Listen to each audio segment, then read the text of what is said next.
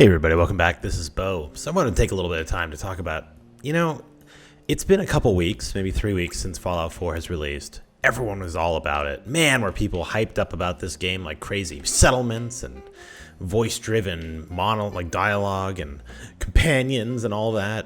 But you know what happened? 1 week after the game was released, it died.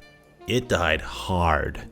But I mean hard, I was getting 70,000 views a day during release week. The next week, it went to 40. The week after that, back to around 30. I mean, we're talking a monumental reduction in the amount of views that people are doing on this game. Now, why do you think that is? Like Skyrim videos that I do, they still produce huge views. But this game, it's just not getting there. And here's some reasons why. Number one, I don't care. The dialogue system, it should be more interesting. Now here's the thing. I have a mod that lets me say, look at exactly what it is that I'm going to be doing. But if you have the normal version, it just is it's so one-dimensional. And the thing I hate about the voice-acted dialogue is it actually removes me as the person that's supposed to be in this RPG. I mean, the whole purpose of an RPG is to submerge you, the player, in the game. And that's a huge failing of this game, really, is I know what they were going for. They were going for something that's like, oh, dude, this is going to be the coolest. But it really didn't get there. Another thing that I think doesn't really play well is we were hyped up like crazy about the settlements, right? But it seems to me more like a rushed kind of feature for this reason. What the hell? How am I able to build a settlement like that? That shouldn't be possible. You shouldn't be able to just build a settlement without having support or building in a house. Why can't I just take the houses that are currently here and scrap them all? If you're gonna give me a building area, let me scrap everything. I want to scrap this. You can't scrap it. You can't scrap the house. You can't scrap the sign.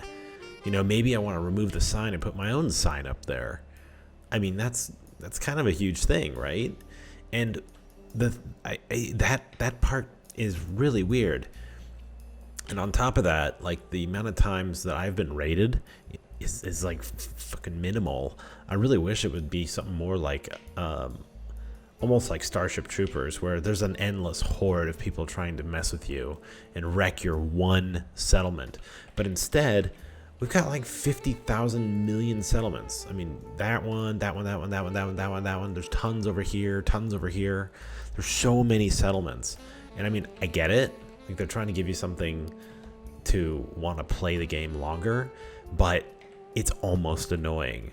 I would really like to have one killer setup and then make faction leaders that take over the other ones, or raider gangs or something, right?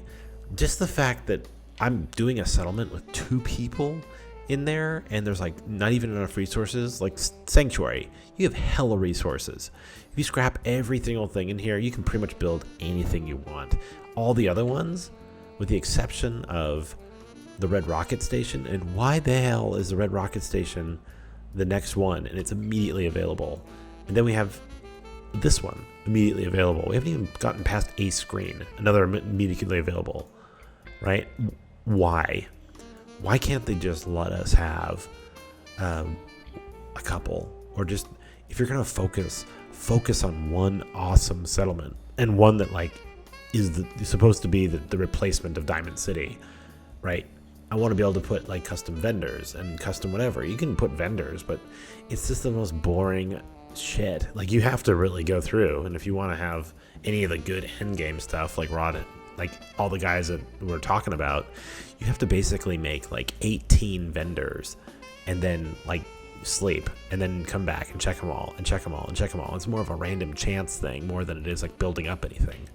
And let's talk power armor. Number 3, power armor, you get it immediately, right? You don't have to do training. You don't have to do anything. You could just wear it. And I can see that for the guy playthrough, but if you're playing the girl, right? she was just a lawyer. She didn't know how to do that. The guy had power armor training because he was in the army, which is the whole reason why you're even here in Sanctuary, because of the army. So I should have to unlock it. Like in Fallout 3, I mean, it took having to go to the Brotherhood of Steel to get the training for power armor. And that was like a huge unlock. Now it's just like, oh, okay, I have power armor. The fusion cores are annoying. Oh, okay, great.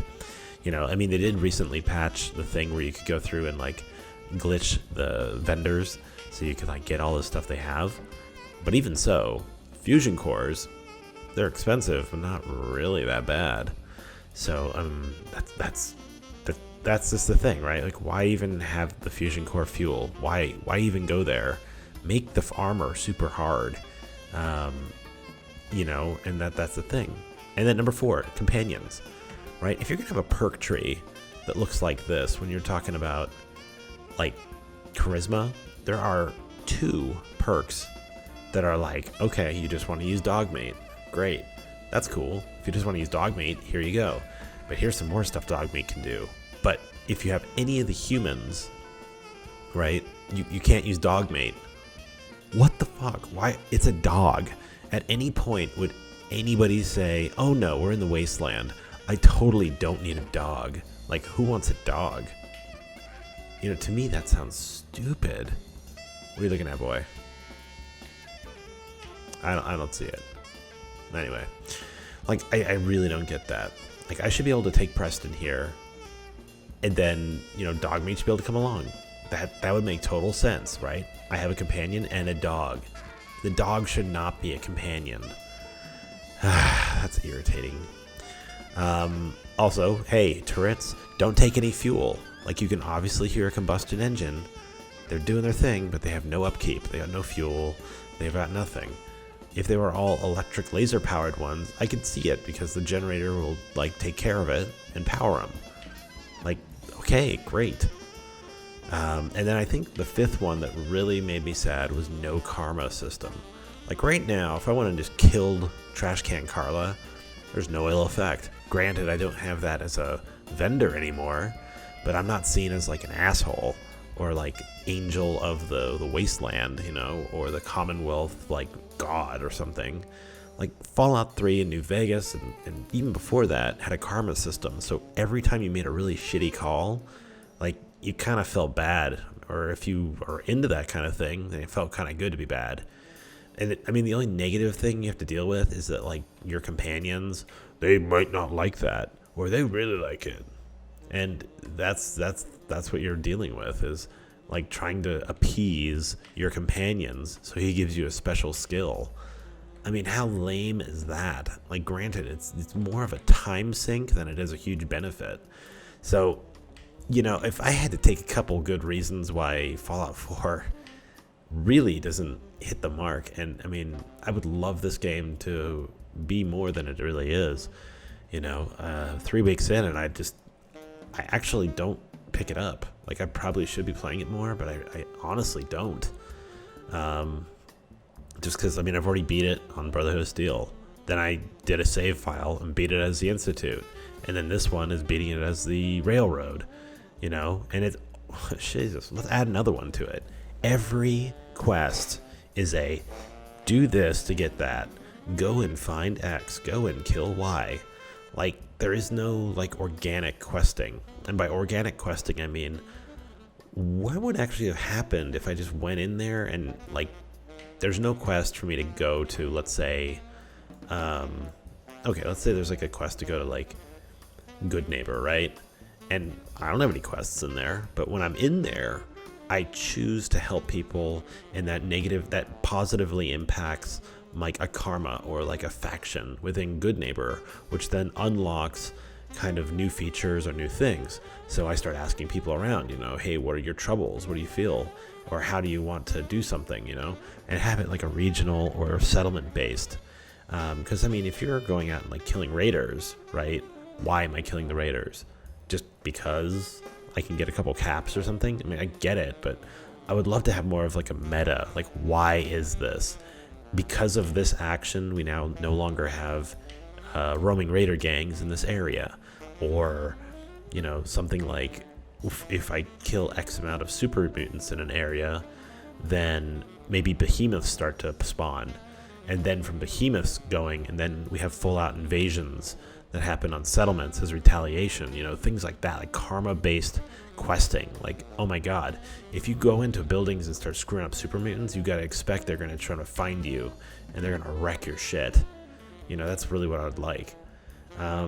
Granted that the game has potential for a lot of DLC. That's something we can understand and look forward to, but I just wish a little part of me that they would have put more of the character that was a part of the New Vegas series and Fallout 3 into this. Like, you are the lone wanderer. You are trying to build a new society, build a new person, be somebody that your son or can look up to.